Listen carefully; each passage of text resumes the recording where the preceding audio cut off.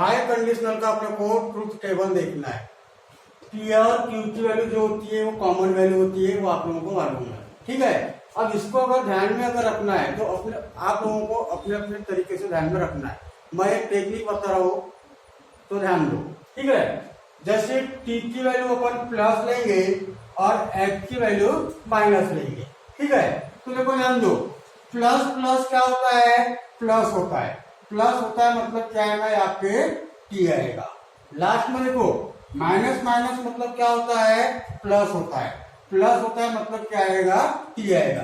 इसका मतलब ये है कि बाय कंडीशनल में आप लोगों को ध्यान में रखना है कि टी का भी टीच होता है और एफ का भी टीच होता है। ठीक है, अब देखो प्लस माइनस मतलब क्या होता है, माइनस, और माइनस मतलब क्या आएगा, यहाँ पे एफ आएगा।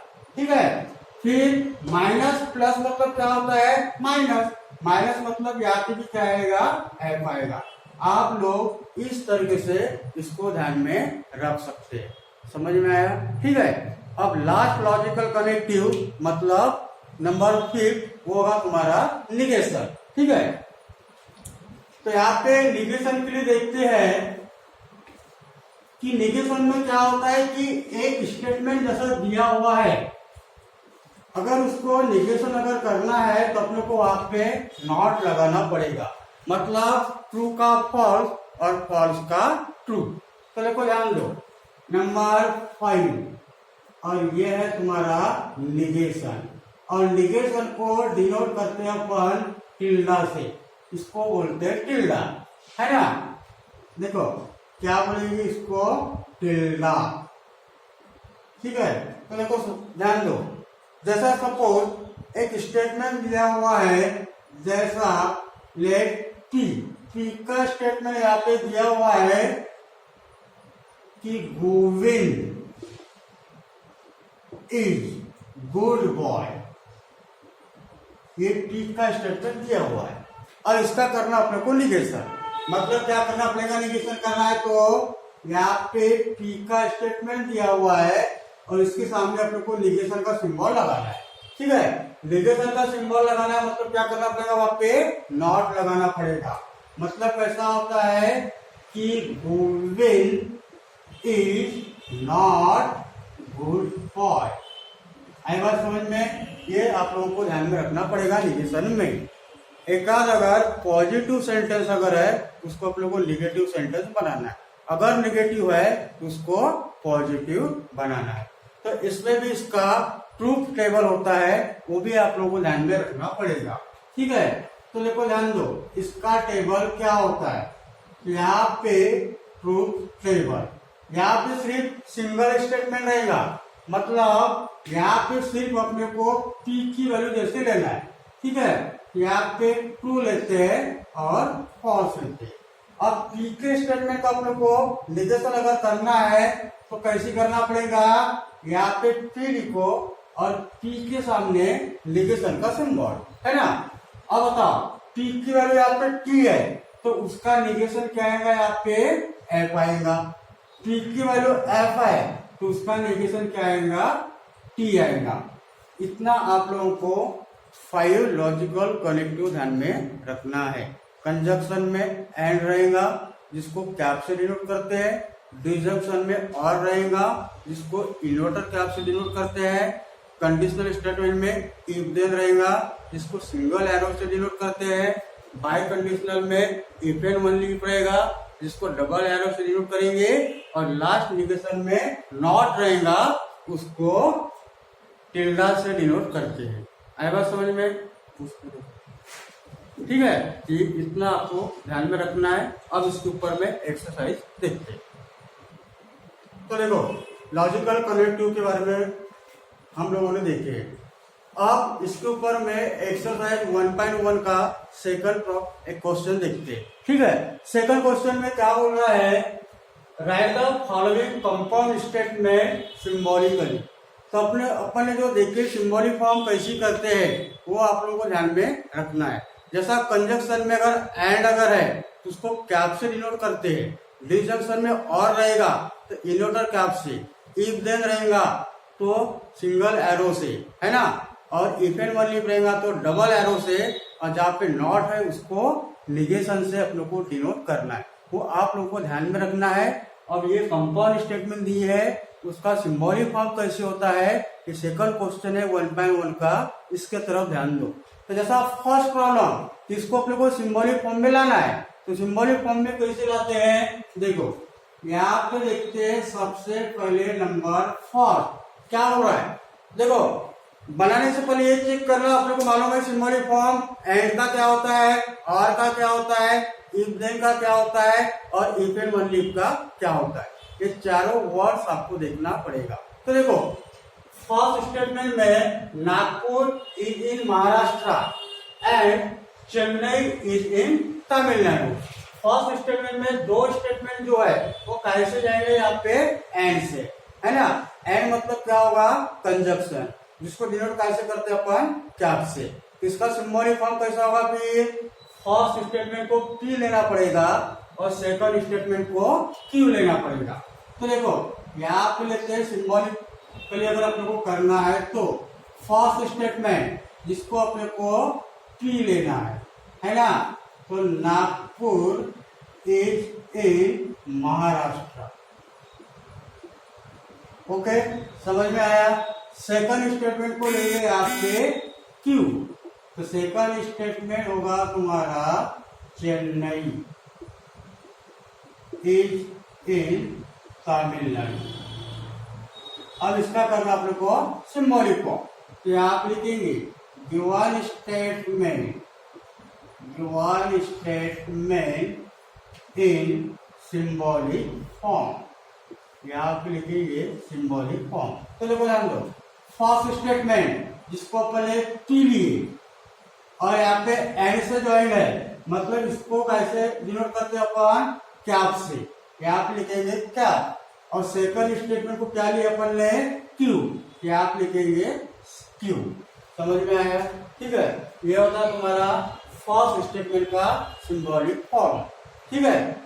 सेकंड स्टेटमेंट में क्या होगा, देखो ट्रायंगल इज इक्विलैटरल और आइसोस्केल, मतलब यहाँ पे भी दो स्टेटमेंट है, triangle is equilateral first statement और ट्रायंगल इज आइसोस्केल सेकंड स्टेटमेंट। और दोनों स्टेटमेंट ज्वाइन कैसे, यहाँ पे और से मतलब डिसजंक्शन, और को डिनोट कैसे करते हैं, इन्वर्टर कैप से।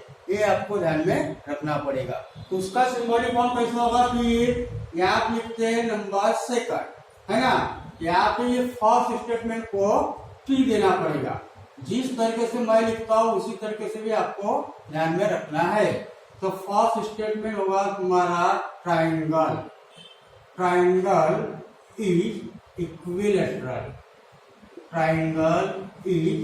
इक्विलैटरल, और सेकंड स्टेटमेंट होगा तुम्हारा क्यू, इसको लिखेंगे इट इज एन आइसोस्केल, ये हो जाएगा तुम्हारा इट इज एन आइसोस्केल।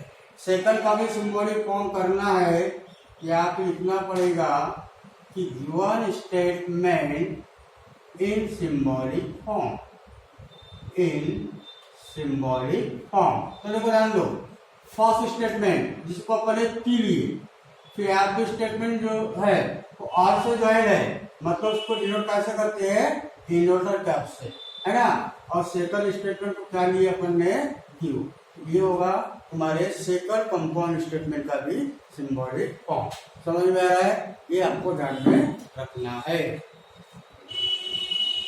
ना।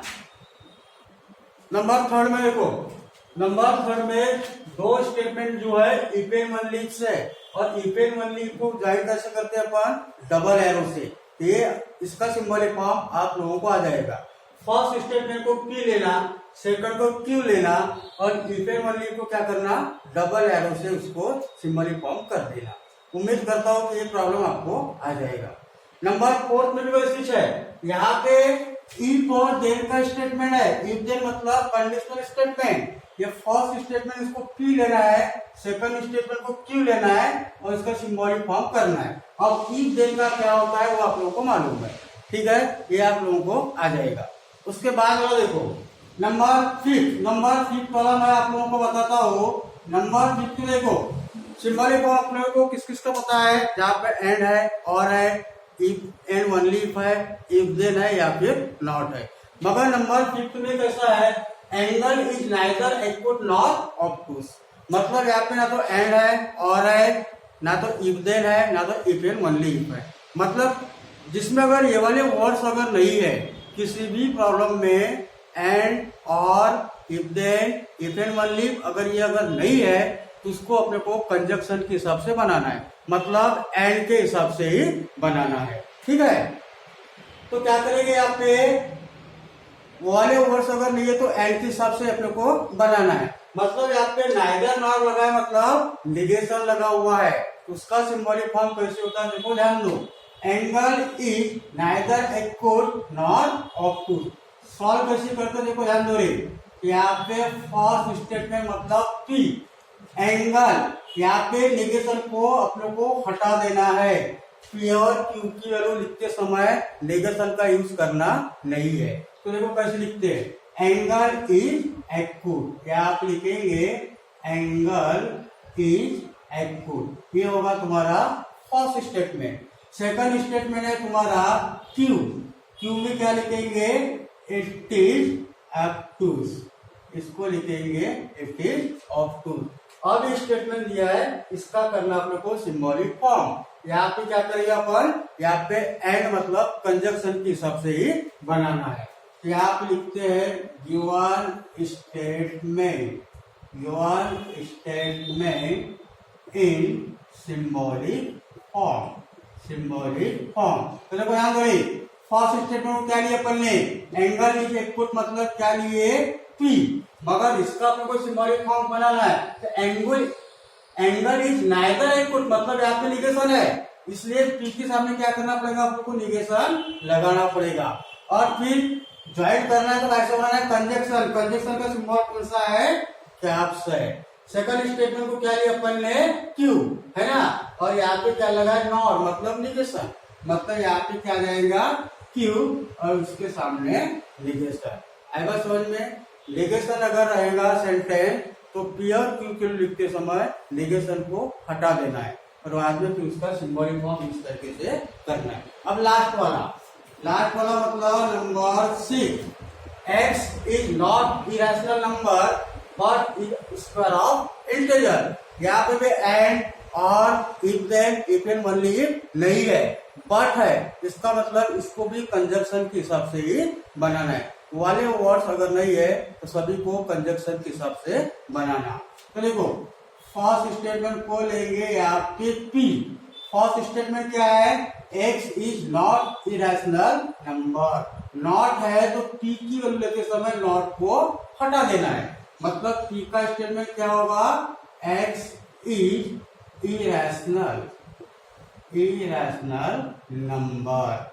आएगा समझ में, ठीक है। और सेकंड स्टेटमेंट है तुम्हारा क्यू, इसको लेंगे अपन is a square of integer, मतलब it is a square of an integer, ठीक है। और इसका अपने को सिंबॉलिक फॉर्म बनाना है। यहाँ पे हो जाएगा तुम्हारा given statement in symbolic form, ठीक है। तो देखो रे फर्स्ट स्टेटमेंट पी का है, यहाँ पे नॉट नहीं है, यहाँ पे नॉट है, इसका सिंबॉलिक फॉर्म बनाना है। यानी फर्स्ट स्टेटमेंट को पी लिखेंगे और यहाँ पे नॉट है, मतलब उसका सिंबॉलिक फॉर्म क्या है तुम्हारा, निगेशन। बट है मतलब कंजक्शन के हिसाब से बनाना, मतलब कैप लगाएंगे। और ये जो सेकंड स्टेटमेंट है यहाँ पे नॉट नहीं है और इसको क्या लिया अपन ने, क्यू, आप लिखेंगे क्यू, ठीक है। तो उम्मीद करता हूँ कि बाकी प्रॉब्लम आपको बेटा घर में पढ़ना है, समझना है और ध्यान देना है।